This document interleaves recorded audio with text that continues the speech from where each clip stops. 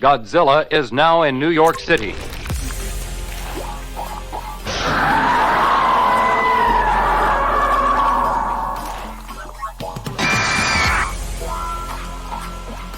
Monster 01 and 02, commence the attack.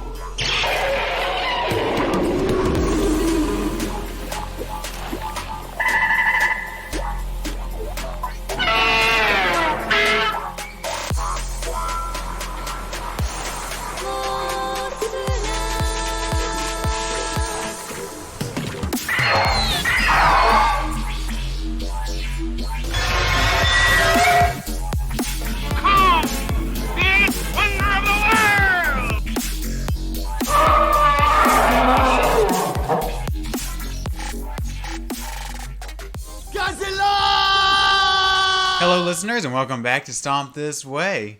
Today we are reviewing one of my favorite films, Gamera 3 Revenge of Iris. Or, the end title card was Gamera 1999, The Absolute Guardian of the Universe.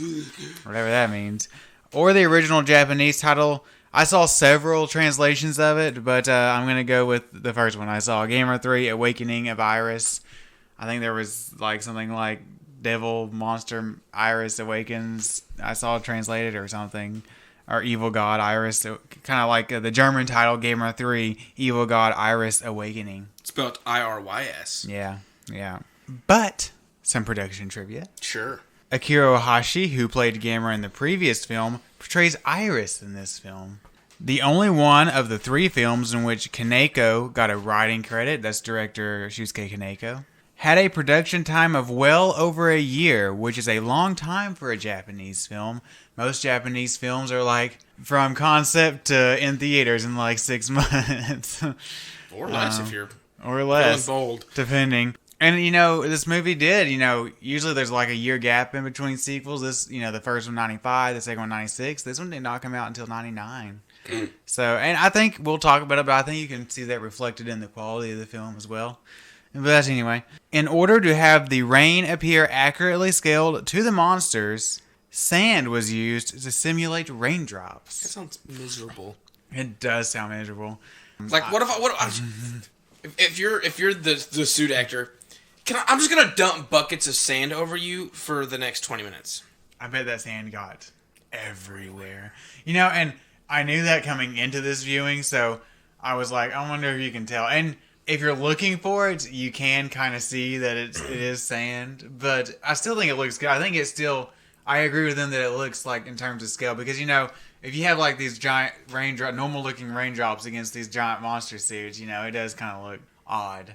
But, it was a clever idea. But anyway, Gamera's breath was achieved by pumping dry ice through the suit. So maybe he stayed cool. Maybe the suit actor had a chilled experience, literally. Nice. But a little bit of box office information. This was released on March 3rd, which happens to be the day we were recording this episode. That would mean that it is this movie's 22nd birthday. That's right, March 3rd, 1999.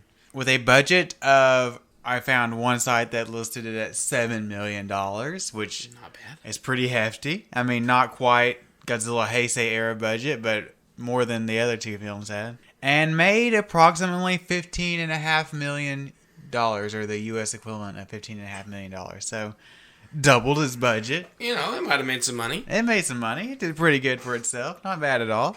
But anyway, we're going to listen to a trailer. We're going to come back, read off the cast and crew, read off the plot summary, and then we'll give our thoughts on the final film of the Gamera Heisei trilogy. See you in a bit. Her past is her curse.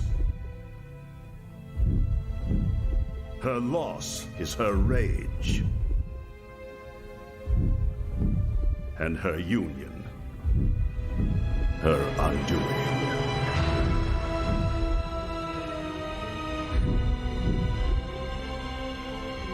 A mistake. A battle. A nemesis. A legend.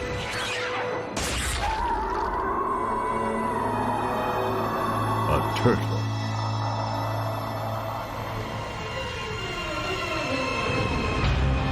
Gamera is back. And this time, in order to protect the Earth's serenity, he must face an adversary more deadly than ever before. More powerful than the Legion. And stronger than Japan's mighty military. Gamera's new adversary fuels its will of destruction by far more dangerous means. Religion, hatred, and revenge. Gamera 3, The Revenge of Iris. All right, we're back. This film is directed by Shusuke Kaneko, written by Kazunori Ito and Shusuke Kaneko, music by Kow Otani, effects by Shinji Higuchi, and starring Shinobu Nakayama, Ai Maeda, Ayako Fujitani, and Hirofumi Fukuzawa as Gamera, and Akira Ohashi as Iris. Or Irisu, as they say in the movie. Irisu. Anyway, what's the plot, more or less? It has been 3 years since Gamera defeated Legion, and the giant turtle is now traveling the globe hunting down Gaios. His battle with the giant birds is resulting in large numbers of human casualties, and the Japanese government is now intent on destroying Gamera. Meanwhile, a young girl named Ayana, whose parents were killed by Gamera during his 1995 fight with the giant Gaios, has stumbled upon a large egg in an ancient temple near her aunt and uncle's house. The egg gives birth to a creature Ayana names Iris, which forms a link with the girl, and eventually tries to absorb her before she is saved by a classmate. Iris eventually begins feeding on the local villagers and grows to the size of Gamera, while Mayumi and Asagi retrieve Ayano and head towards Kyoto. Iris and Gamera do the same in an aerial battle in the skies above Japan. Eventually, all the characters end up in Kyoto Station, and Gamera is seemingly defeated. Iris reabsorbs Ayano, but at the same moment, Gamera reawakens and pulls the girl out of Iris's chest. Gamera returns Ayano to her friends, and the young woman forgives the giant turtle. Meanwhile, a giant flock of Gaios descends on Kyoto, and Gamera, having lost an arm in the fight with Iris, walks out into the burning city to face them, as credits roll. Nice. Yeah, so I've been hyping up this movie. I've been saying it's one of my favorite movies ever made. I will stand by that it is one of the best kaiju movies made, but Dylan, were you excited to see it? Were you excited at least to finish the trilogy? To see the concluding chapter? Sure. Andrew, of course, has seen this movie with me before. Oh, yeah. Were you excited to revisit it? Oh, yeah. Yeah. And He said, I guess. I guess. No, and this movie starts out, it starts out with, we bring back the main character from the first film, Mayumi. And she's out in a village. For those of you who don't remember, that's the ornithologist lady, the one who studies the birds. Yeah, and birds. She's still, I guess, I think, working for the government at this point, studying in Gaios, and she's out in a village in some, I don't know, Tibetan country or something. Tibet, I guess. Tibetan village or something. And finds a dead Gaios, and we also have things happening. But things happen in this movie, Aaron? Yeah, things happen. No way. No way. We are pretty quickly introduced to, I'm going to say, I don't know if you'd call her the main character of the movie, but she's, I think, definitely the sort of the heart of the movie, or at least the character that pushes the plot along, and that is Ayano. And we see her first in a flashback where we see her parents during the 1995 fight with Gaios. Gamera, her apartment building is in the way, and her parents are still inside, and Gamera just walks through it and kills them. And I like, again, what I think this scene in particular, if we haven't got it yet, it tells us that this movie is going to be a bit darker than the other ones. In this flashback, we'll talk about creature design later, obviously, but she reimagines Gamera as a lot scarier than, what he actually is. And I think that's a pretty neat creative choice. Even if I don't think her acting in this scene is particularly convincing, that she's very distraught over her parents, but that's okay. And then, we flash forward and she's living, Ayano and her little brother are living with her aunt and uncle, And her aunt and uncle aren't very nice to them. Like, her aunt wants her to change her last name to their last name, and she doesn't want to. And they're like, you're ungrateful or whatever.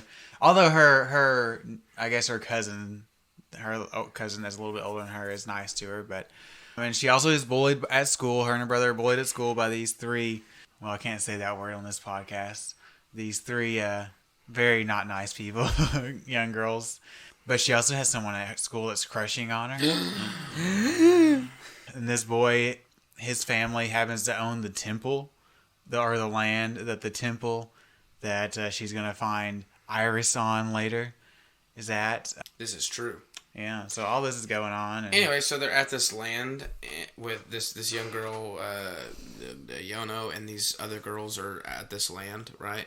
That's the next thing that happens.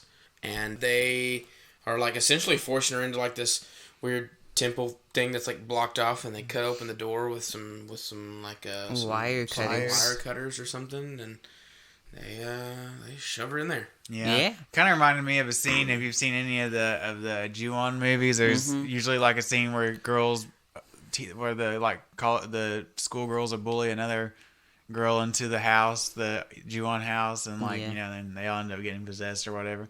But yeah, so they make her bully her to going in there because they promise they'll leave her brother alone if she does this or whatever. And she finds this stone in the shape of a turtle shell. A turtle. Yeah. And she lifts it and carries it out.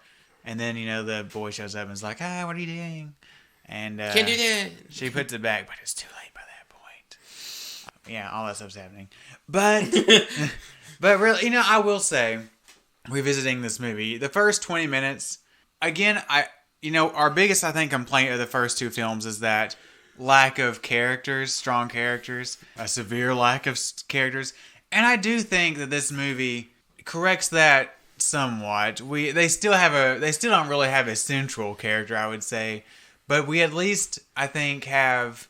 I would say it's much more central character than any of the other Gamera films. We at least have a character that has. It's this movie very much, for the majority of its runtime, or I'd say at least equal portions to the other storyline that's going on. Yeah, focuses on this young girl and her relationship with Iris and stuff like that. Yeah, I mean, I think by the end of the movie, I think Mayumi probably has as much screen time as Ayano. I'd say that it's but definitely like two main storylines that are happening kind of simultaneously that are at the center of this film, and it's like the Iona or whatever her name is. What is it? What's her name? It's Ayano. I put Ayana and then I put Ayano, but I think it's Ayano. Whatever. Anyway, her and her deal with like Iris or whatever, and her hating Gamera and her trying to deal with that. Yeah. And then Mayumi and Asagi and their whole situation, like trying to deal with the whole Gamera thing. Yeah, and I think, like I said, the big improvement that this movie makes is that we do have a major character that has a tragic backstory and that has an arc that she has to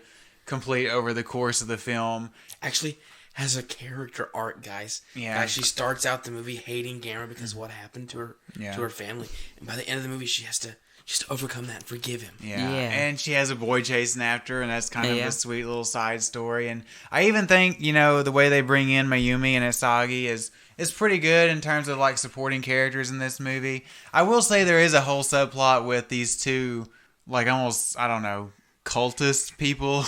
Very weird. That, I mean, they're in the whole group with the main characters by the end of the movie, but pretty pointless, I think. Quickly. Yeah, but they die, and they were kind of just like almost like religious cultists or something. Pretty pointless. I mean, they're just kind of comic relief almost at times.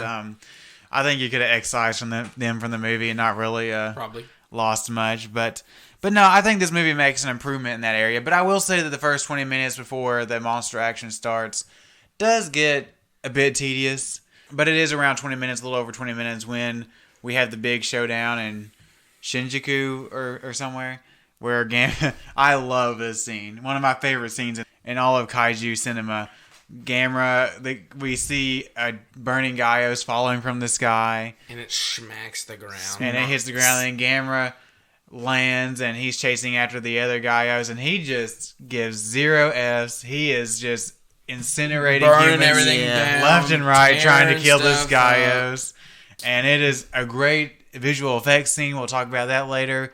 But it really, really reaffirms that this movie, it's a darker take on Gamera. And I love this kind of, Gamera he's not saving humans, he's saving the Earth, the literal Earth, and he at this point he's just kind of over humanity, and he'll just do whatever it takes to get this Gaios, no matter what's in his way, no matter the collateral damage. And I really like this darker take on Gamera, but this scene happens. Gamera gets the Gaios, flies off after killing 20,000 people. Yeah. And we see it, you see him killing people, and there's even children, in the scene where again, one of my favorite scenes where he raises up and there's these people in a restaurant, a high-rise restaurant or whatever, and you see in the establishing shot that there's kids in this restaurant with the adults, and he just shoots a fireball right through it. Now there's a little kid on the street that he, I think, kind of inadvertently saves from the Gaios, but no, I really love this scene. No F's given. No F's given, which it's a good thing that I love this scene, because then Gamera takes about a 40-minute break from this movie, and we really focus. Like you said, the two diverging storylines of we have Mayumi, and she's kind of reteamed with the cop from that first movie, and she's meeting up with Asagi, and they're trying to kind of figure out the mystery of the Gaios. And there was a shot towards the beginning of the movie that we skipped over where they find a graveyard of Gameras at the bottom of the ocean, and it turns out, we'll learn later from some exposition, that those were vessels that the Atlanteans had built to take in the... What was the word they were using for the power of the Earth? The mana. Mana, but those vessels were rejected by the mana, and then I guess the Gamera that we have in the movie is obviously the one that they accepted or whatever. But that all that kind of stuff is kind of whatever. And then we after the whole Gamera thing, that starts around that 24 minute mark or whatever. Yeah. We start the other storyline that converges with the Mayumi Asagi kind of thing that's going on. We focus back on Ayono and her, the iris egg is hatched, and she starts forming a bond with it and taking care of it, and the young boy's grandmother tells him a story about the legend of this thing and how he has to use this special dagger and how there was to kill it or whatever. A sumo wrestler 150 years ago that tried to lift that rock that she lifted earlier, but he couldn't do it. So, ooh. But I definitely think this is the more interesting storyline. I think it's actually pretty good, pretty well written. I think I think I didn't really care for the young actress Ai Maeda in that early first flashback scene, but I think at this point in the movie, she's pulling off her kind of I hate Gamera bit pretty well. And I actually really like this subplot. Like I said, it is intercut with the other subplot and plots. And, because there's also, boardroom, some government meetings and boardrooms where they're talking about, we got to kill Gamera and blah, blah, blah, blah, blah, blah. But I feel like this movie's not as heavy-handed with that as a lot of the other movies have been. It's not, because it's got a lot of things going on. But, really, I think around, let's see, we have, once, she's getting along with this little creature, and then it, tries to absorb her in a very, suggestive scene, may I say, where she comes out and she's like...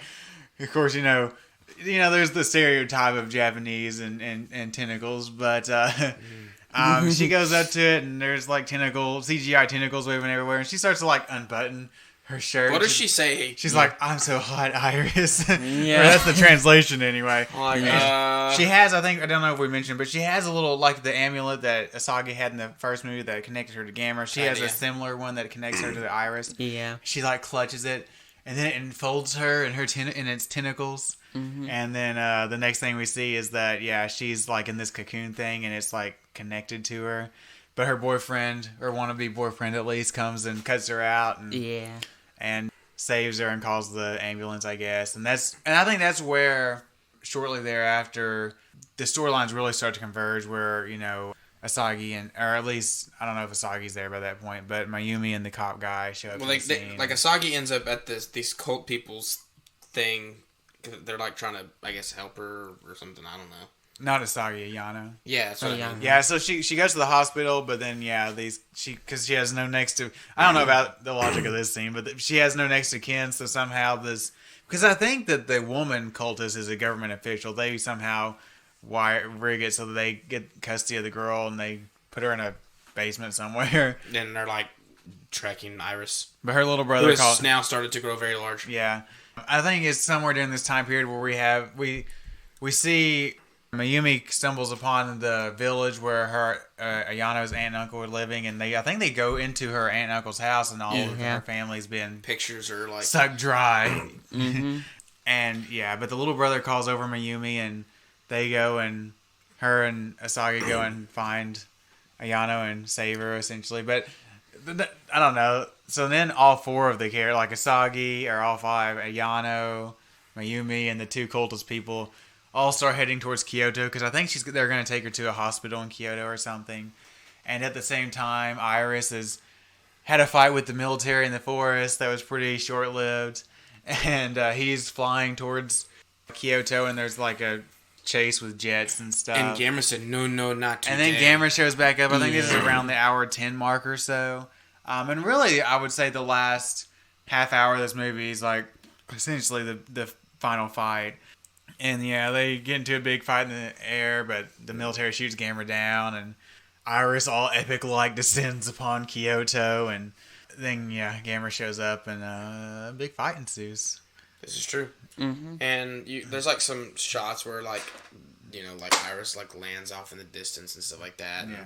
And Iono's like clutching her little amulet thing, and it's like, kill. And Asagi's like, no, Gamera's trying to save us. I will say that this movie is, I mean, we'll talk about some CGI shots and things, but I think cinematography-wise, this movie is beautifully shot. Yeah, I mean, I like that shot I was just talking about, like where Iris like lands on the distance and the city's burning and stuff like that. Pretty cool. I think there's a lot of great shots in this movie, and especially here in this final fight. But Ayano, she's still kind of like obsessed with her revenge on Gamera, but I think that they did a good job with, as far as cinematography goes, keeping that sense of scale that these monsters are large. I think they do a really good job with that. I think the sand drops help. But no, I think they do a really good job with that. And so big fight. I feel bad for these actors though. They spend like the last 30 minutes of this movie like soaking wet. Yeah. You brought up like the 98 Godzilla movie. It's like, 98 Godzilla, huh? Raining in literally every scene. At least this movie, they had an excuse. It was all in one night, and there was a typhoon happening. So, there's that. But yeah, I mean, somehow we all, literally every character, monster and human, ends up in Kyoto Station. Including her wannabe boyfriend. Including her wannabe boyfriend, who the cop has brought him over to, because he was questioning him, and then they wanted to go or something, I don't know. But anyway, so Iris and Gamera are fighting, and it's looking a little rough. And then what happens? Ayano gets all in the absorbed Kyoto again. Yeah, they're all in the Kyoto Station. The Iris is like throws Gamera into Kyoto Station, and Gamera's down for the count for a little bit. And so Iris is going to reabsorb, is like coming up to her and like glowing, and then right before she gets reabsorbed, I think that her boyfriend actually breaks the spell because he like throws the knife. He goes. He has the dagger. He's like, dagger, do something. Do something. He chunks it, and it bounces off Iris and like slices her on the cheek. And I think it kind of breaks the spell, but then he reabsorbs her. Mm-hmm. And then Gamera wakes up and whoosh. Yeah, right at that, and he reaches in and then while he's got his arm in Iris' stomach, Iris pins his other arm to the wall, and so Gamera just blows it. Like he starts like Iris starts like sucking Gamera's like powers out of him. Yeah. And so he just blows his arm off. Yeah. And then he Iris shoots like the fireball power that he got from Gamera at Gamera, but Gamera uses Flaming Fist of Fury. Yeah, he like catches it with his arm stump and like he uses it to, KO this guy. He this explosion is massive. Like it burns down. It burns down the whole Kyoto Station, and somehow everyone's fine.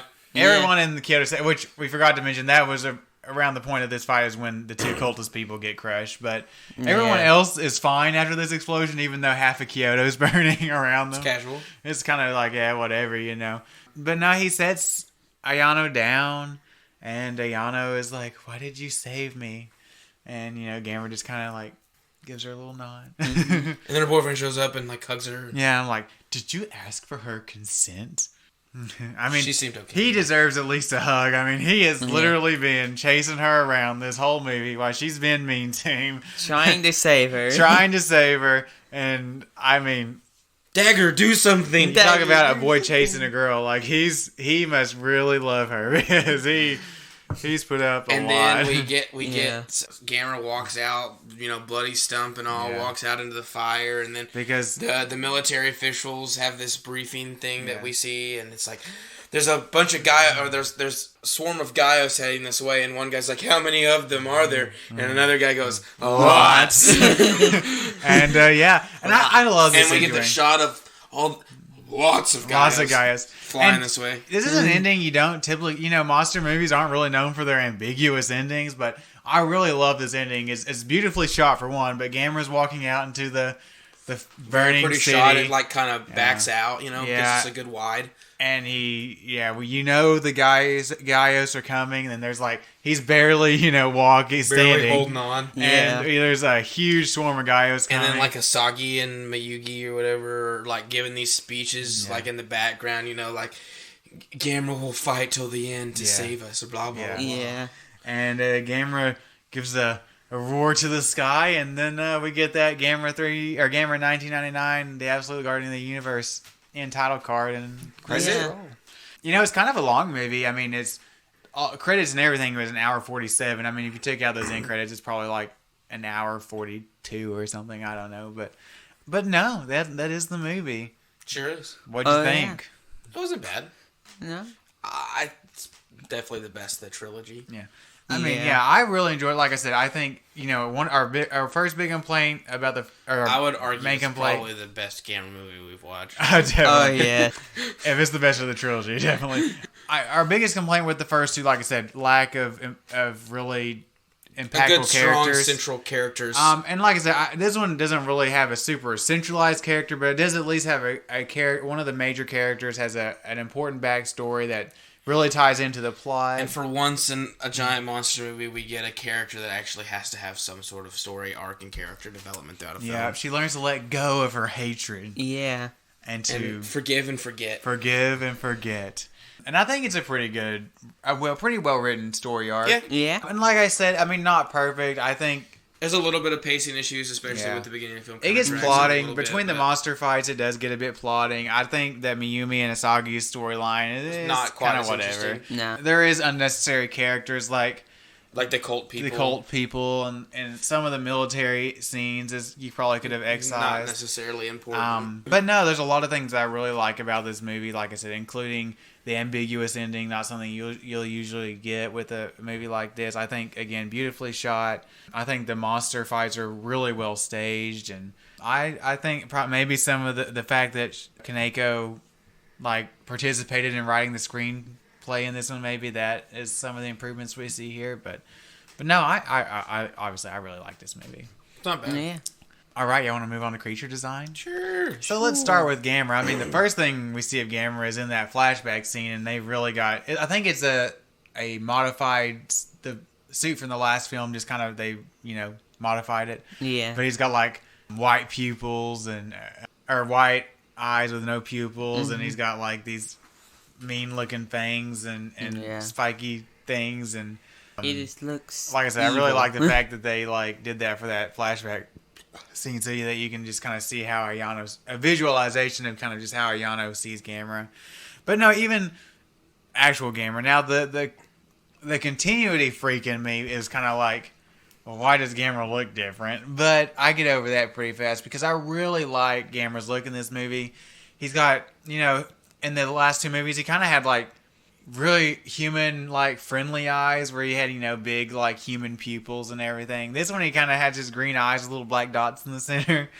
He's got his crest on his head is a little more pronounced, and his shell was a one solid structure, I think, in the last two movies, and this movie is kind of a layered armored plating. Yeah, it's interesting. They kind of fold on. Yeah. You can't see my hand motions. Yeah. They fold on top of each other. Yeah. Almost like armor, interesting. how some of it's layered on top of each other. It. I really like it. His back is shingled. Yeah, shingled. There you go. Yeah. I really like Gamera's look. I love his fireball still. His head is a little more aggressive looking. He's got sharper teeth. Yeah. When eyes look slightly more soulless. Yeah. And then, let's see. We'll start with, I think we see more Gaios first. The birds. Yeah, Gaios looks like Gaios has. Like Gaios. Yeah. There's some pretty interesting or the first scene that Gamera shows up in the film where there's a burning Gaios and it's like all burnt and mangled. It's got like eyeballs popping out and hanging out. I love that scene where the eyeballs hanging out and Gamera just like it's kind of like flinging around. Incinerates it. Yeah. But yeah, the Gaios look about like they did in the first film. And then, Iris has like 3 forms. So yeah, the first one we see is the really little cute It's got like snail, it's like a snail with a slimy looking thing with like 6 tentacles sticking out. Yeah. And then it's a puppet. That modifies and gets a little bit bigger, and its tentacles grow, and it grows like little wing sprout things and floats. Yeah. And then from there it gets big. Yeah, and then I mean, I think around the hour mark is when I said we kind of see the adult form of Iris, and it's not really like a Gaius. It's kind of got like a pointed head. It's got like a almost like a crown head type thing. It's got like one big point and 2 smaller points. Yeah, and then it's got still kind of angular. Yeah, and it's kind of like a humanoid shaped body, and then it's got the tentacles that come out. You said it reminded you of like one of the monsters from Evangelion. Yeah, it kind of reminded me of like something that you would see in Evangelion, which obviously Shusuke Kaneko was one of the people that worked on Evangelion. Who was? Not Shusuke Kaneko. I'm sorry, Shinji Higuchi, the effects director. But something that you would see out of an anime, and there's some very anime-esque shots. And like, it's a lot of CGI toward the end of the movie. Yeah. Well, when it's flying, when it flies, it's a lot of CGI, obviously. But it's a suit when it's hand-to-hand combat. Yeah, or a puppet when it's smaller. With camera, yeah. So there's that. Any other creatures? I think that's all the creatures. I think that's it. Yeah, but overall, I really like I said, I really like Gamera's redesign. Gamera's redesign's pretty cool. He looks a lot more aggressive and menacing. I think the Gaios look good when they're on screen, and then I really like Iris's design. I think it's pretty original. I think it, like I said, it kind of very flowing and free form too. Yeah, and it's very, like I said, kind of anime-esque, but in a good way. There's a shot like where he when he first flies above the clouds and like unfolds his wings in front of the moon. Fins out. It's like very majestic. And then there's some scenes when, like in Kyoto, when the fire's burning behind him, like very majestic. But no, I like Iris. And then effects, mostly pretty good. I think the CGI does not quite hold up, but granted, it's 1999 in Japan. I think it's an improvement over the last 2 films. The CGI is definitely an improvement. I mean, there is quite a bit of CGI, but I mean, and it's obvious. Most of the CGI is when Iris is like floating or flying around, or his tentacles. Bigger. Yeah, and sometimes it looks a little rough. And when Gamera's, and then most of that aerial battle was CGI, and it's at night, so I mean, kind of masks it a little bit. There's a couple rough matting shots here. They were with like people matted onto like monsters in the background, or falling debris, or something like that. But I think largely the effects in this movie are really good. I think you can really tell. But I mean, like I said, that's literally like one, maybe 2 or 3 shots max in the entire movie. So I mean, you can tell. I mean, again, they had a budget of $7 million, and they had a long time to make this movie in comparison to most of these things that we watch. But I think you can really tell the miniature work is excellent. I mean, the model work's fantastic in this movie. Not just the attack on Shinjuku or whatever that at the beginning of the movie, which looks great, but at the end of this movie, they literally built a 2-scale model of Kyoto Station around these suit actors for them to fight in. I mean, that is really, really impressive. And then, when they're fighting in Kyoto at the end of the movie, it looks great. The fire, I mean, you can tell it's CGI, but I think it still looks beautiful in the way that they film it and everything against these monsters. I think, again, like I've brought up a couple of times, the fact that it's a simple idea, but just the idea of using sand grains instead of raindrops to make this rain a lot more attention to detail in the effects. That looks great. And then, of course, the Gaios lasers all look good, and Gamera's fireballs look good. I mean, you commented that some of the explosions look a little more red than they should, but it is what it is. It is what it is. And, they still, they have a lot of, like, I don't know, they have a lot of, like, military stuff, like ships and stuff that they use real ships, and, And there's some puppetry that happens with some of the creatures, which looks bad. Good, yeah. The puppetry and the wire work with the tentacles and stuff when they're actual physical tentacles and not CGI is pretty good. So, yeah, I really like the effects in this movie. Overall effects are pretty good. I think they look pretty good. And the score for this movie... It's really good. Really good. I think Kow Otani brought his A game to this movie. It's a lot more dark. Yeah. Kind of serious score. Serious, depressing almost ominous like music. at times, like almost like a horror movie or like Yeah. like a good like thriller type, Yeah. score vibe, Yeah. which is nice. With hints And of the it Gamera fits. of the 90s It Gamera fits theme. really well, yeah. I think Kow Otani did a really good Yeah. job in this movie. So yeah, Overall, yeah. Pretty really. good. Y'all want to go into final thoughts? Sure. Andrew, would you like to start? Well, this is a good movie overall. I like it. The score fits perfectly with most of the scenes it's in and goes with. And, acting is probably the best acting out of the three.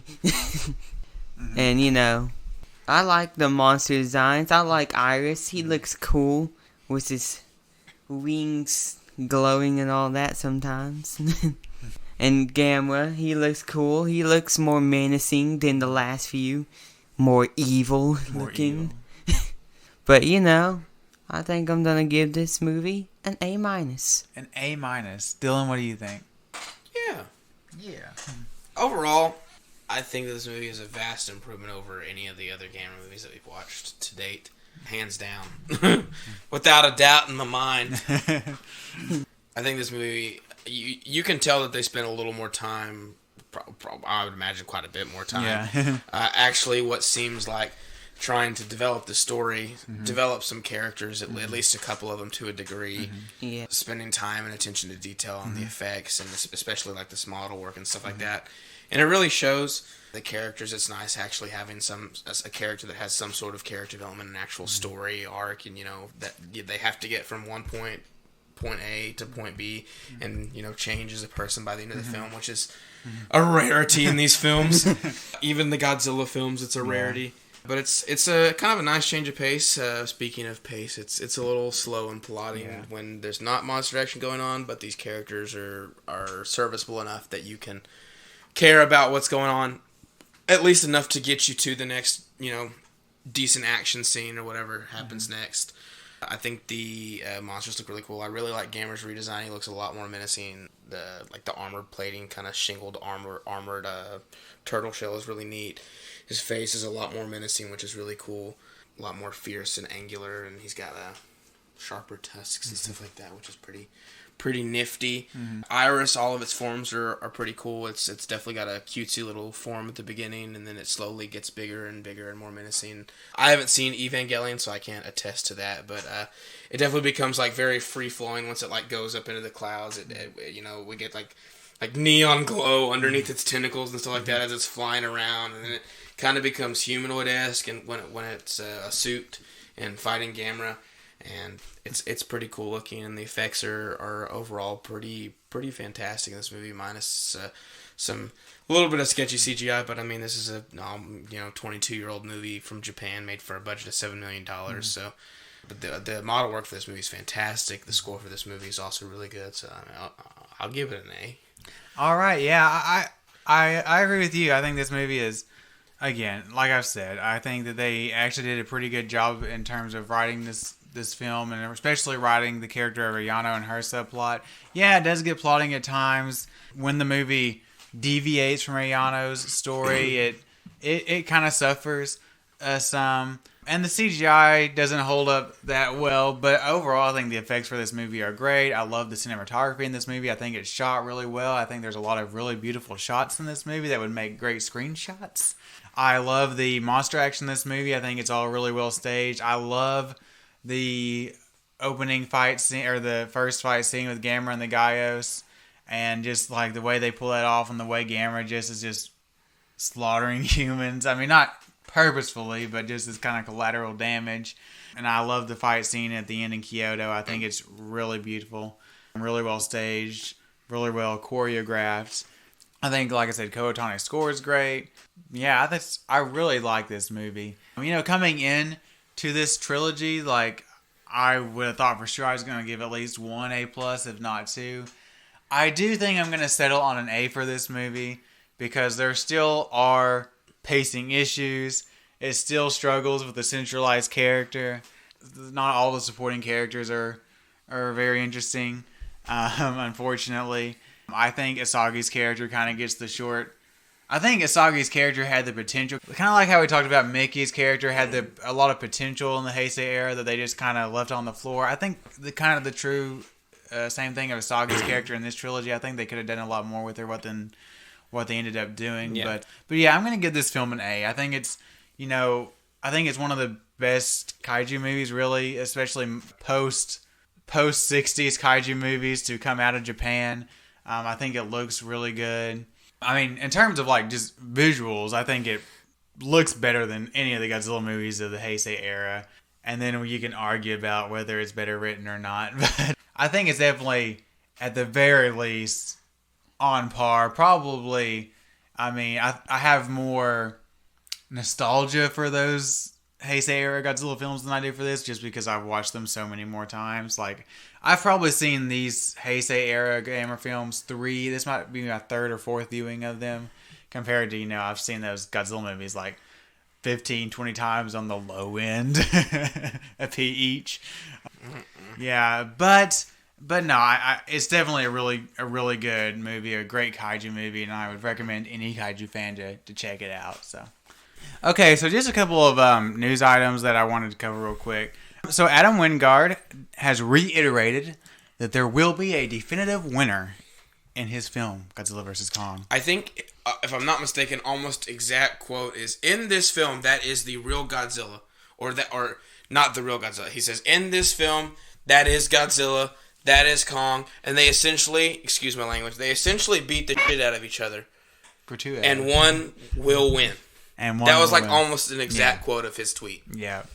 So I still don't buy that it's the real Godzilla. Yeah, we'll see. I don't know. There's a lot of crazy things going to happen. I'm still very much in... it's a skin suit mode. I'm very much in the belief that is going to be an homage to the original Mechagodzilla, where it's a skin suit. I honestly hope that doesn't happen. I think it's going to happen. But there's a lot of shots there's a couple shots in the trailer, like that first trailer that they released, that it just looks like you can see like Mechagodzilla's tail, and then like some like crispy skin, and like goes into like some more skin, like he's starting to peel off. I think it's going that route. Lord Jesus, I don't know. But today, like we said earlier, is March, which is really bad. Speaking of which, I'm sorry. Before we get farther into news, I was at work the other day. I'm being broken. You're being indoctrinated is the term. The other day, my boss was sitting there with our, at the movie theater, we have a security officer on duties on Fridays and Saturdays, and he's sitting there and walk in, and they were sitting there talking about Godzilla versus Kong, and my boss points to me, he's like, "This guy could tell you a lot about Godzilla. He's watched way too many Godzilla." I was like, "Yeah, unfortunately." He's like, your boss tells me you have a theory. I'm like, "Yeah." I was like, "Well, if you've seen the original 1974 Mechagodzilla movie," I was like, "Oh no, I just remembered the date of that movie."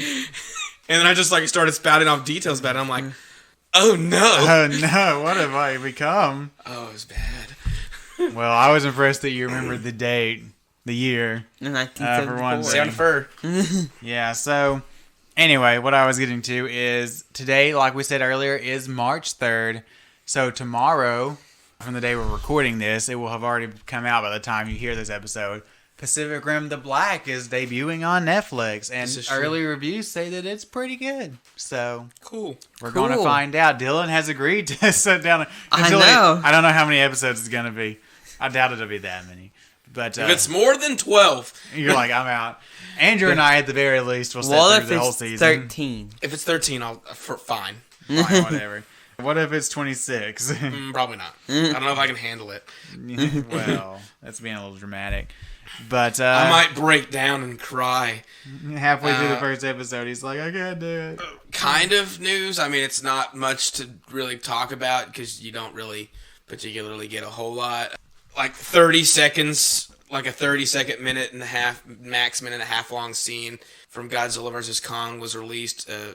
It's basically extended footage that you've seen of when Godzilla first shows up and attacks the naval boats. Tom Hulkenberg, or Junkie XL, I don't know what he's going by for this movie, released a smidgen of his score in that sequence. I saw where generic. I saw where someone put it perfectly on Twitter. They said it's like when someone does a copyright-free version of a song, is basically the copyright-free version of a Fuku-based theme. And that's pretty much what it is. This is the Godzilla theme with a couple beats missing. So... It sounds a little off. We'll see. We'll see, I guess. I mean, Junkie XL has been known to do decent scores. Yeah. I saw where he said... There's also some that he has done that I have not cared for. I saw where someone like tweeted at him and said, it sounds kind of like Ifukube's theme. And he's like, you know, trying to be all cool. He's like, yeah, I'm kind of a fan. I've watched like 35 films. Get it? Because there's 35 Godzilla movies. Which he Googled that before he tweeted that, I'm sure. But whatever. But anyway, it's getting kind of late here. So I guess it's about time to wrap it up. What are we watching next week? Next week is The X from Outer Space. Which is... It's an old Japanese monster movie from a studio not named Toho and not named IA. So there you go. It's interesting. Yes, but that is next Tuesday. If you can't wait till next Tuesday to hear us talk about whatever that is... Sorry, that was rude. If you can't wait till next Tuesday to hear us talk about The X from Outer Space, there you go. You can listen to our other podcast, Movies Don't Create Psychos, where we should have recently just published an episode over Wrong Turn, 2021, the reboot thing that came out. That's right. And then the next episode that we will be releasing should be one over The Conjuring 2. So... keep a lookout for those. Like I said, Movies Don't Create Psycho should be available on most major podcatching services. That's right. But as far as this podcast goes, don't forget that you can contact us at stompthisway1954@gmail.com. This is true, and if you want to follow us on our social medias, we are up on Facebook, Instagram, and Twitter. We are at Stomp This Way on all those platforms, so make sure you give us a like or a follow. Be sure to tell your friends about us. That's right. We also have a website. Andrew, where can they find the website? You can find our website at www.stompthisway.podbean.com. That is true. Over there you can see our full schedule of events, subject to change as always. As well as on that schedule, you can see grades for previous films. What else we got over there? We've got backlogged episodes. We've got news and updates when I occasionally update it. And if you're feeling really bold, Aaron's complete ranking of all 35 Godzilla films. That's right. I've been wondering. Should I do the same for the Gamera franchise? Should I do a ranking? It'd be a lot easier. There's only 12. Should I do it after every major franchise we cover? Should I put out a rankings? It's a lot easier. There's only 12. Yeah, that's right. Not I might do 35. that. I might do that. There's not a lot of in between where you're just like, oh, eh. Yeah, I mean, there's a lot of Godzilla movies that's like, really depends on the day where I'd put this. But yeah, that being said, don't forget again, X from Outer Space next week, and then we will conclude the Gamera franchise with Gamera the Brave in a couple of weeks before we get the brand new Godzilla film, Godzilla vs. Kong. This is true. And then after that, we'll kick off our King Kong franchise. So lots of exciting things coming up on Stomp This Way. But as always, I'm Aaron. I'm Andrew. And I'm Dylan, and we'll catch you in the next one.